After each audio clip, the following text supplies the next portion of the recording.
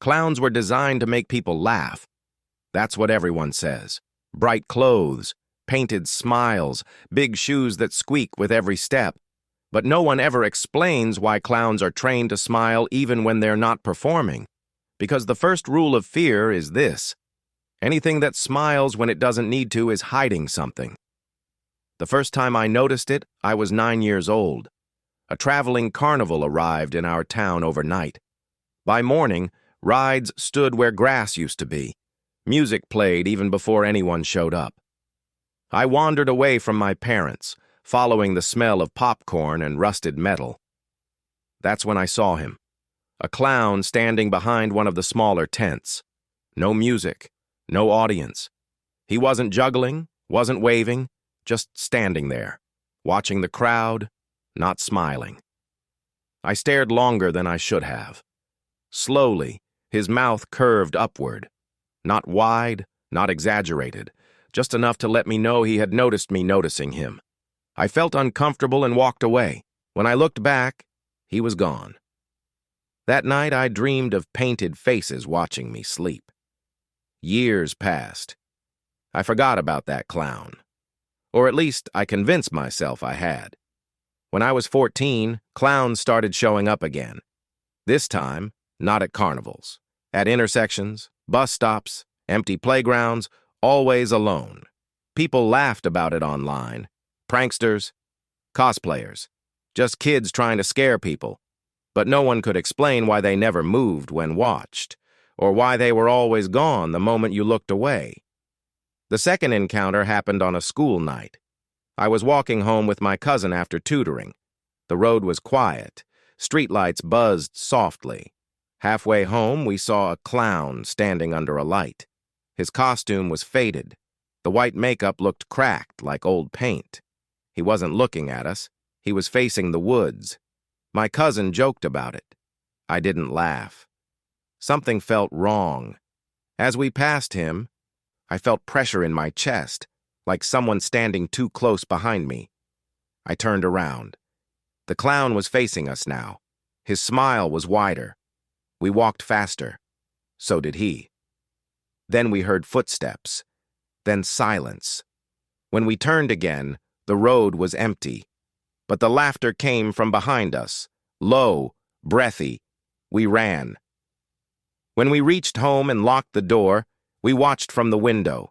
Across the street, under the flickering light, the clown stood again. This time he waved. The light went out, and so did he. That night, my cousin slept with the lights on. I didn't sleep at all. By the time I turned 18, the stories were everywhere. People finding red balloons tied to fences, clown shoes outside apartment doors, smears of white makeup on windows. Police reports went nowhere. No fingerprints, no footage, just witnesses, who all described the same thing. The clowns never ran, never chased. They just appeared closer each time. My third encounter happened after I started working night shifts. There was a shortcut home through a narrow road lined with trees. No houses, no lights. One night something was hanging from a branch. A clown mask. Not new. Cracked. Stained. I walked past it. Then I heard breathing behind me. Slow. Controlled. I stopped. The breathing stopped. I turned around. Nothing. I kept walking. That's when the laughter started. Not loud, not playful. Right behind my ear. A clown stepped out of the trees. No bright colors. No exaggerated makeup. Just a pale face and eyes too dark to reflect light. He tilted his head. "You're walking wrong," he said. I asked what he meant. He smiled. "You're supposed to look happy." I ran. The footsteps followed me the entire way home. When I slammed the door shut and locked it, the footsteps stopped. The next morning, a clown mask was hanging on my bedroom door. From the inside. I moved cities after that, changed routes, changed jobs, avoided fares, avoided crowds. I thought distance would help. It didn't. The fourth encounter was worse, because this time, it spoke like it knew me.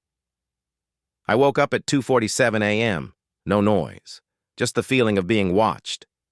I stayed still. The smell hit me first. Rubber, paint, sweat. I opened my eyes. A clown stood at the foot of my bed. No costume patterns, no bright colors. Its face looked unfinished, like someone had stopped halfway through learning how humans look. Its mouth twitched. "Practice makes perfect," it whispered. I couldn't move. It leaned closer. "We watched you grow," it said. "We learned when to smile, when to wave, when to stand still." I blinked. The room was empty. A red balloon floated near the ceiling, tied to nothing. After that, I researched everything. Folklore, urban legends, missing persons. One pattern appeared again and again.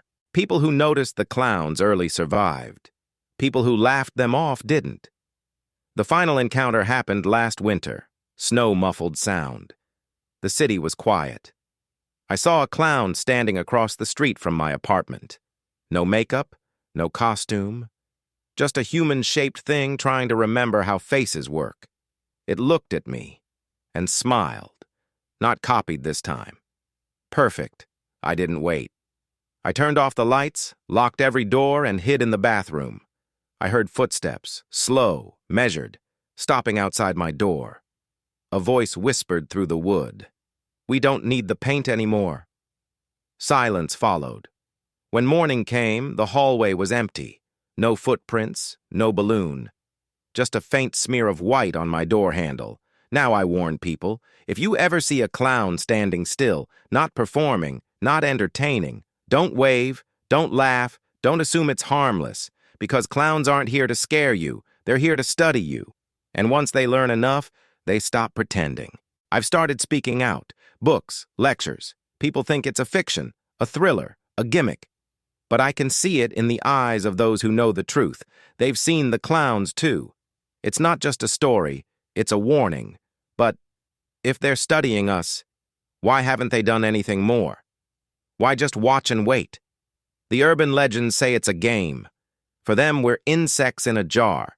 They're curious. But there's no guarantee their curiosity will stay harmless. We need to be ready before their game evolves. I've learned to live with the awareness. Every shadow, every silhouette, a potential watcher.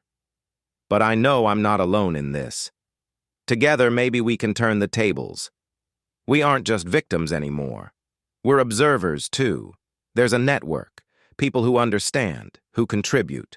We're gathering stories, sightings, data, building a case. And when the time comes, we'll show the world. But until then, keep watching your backs.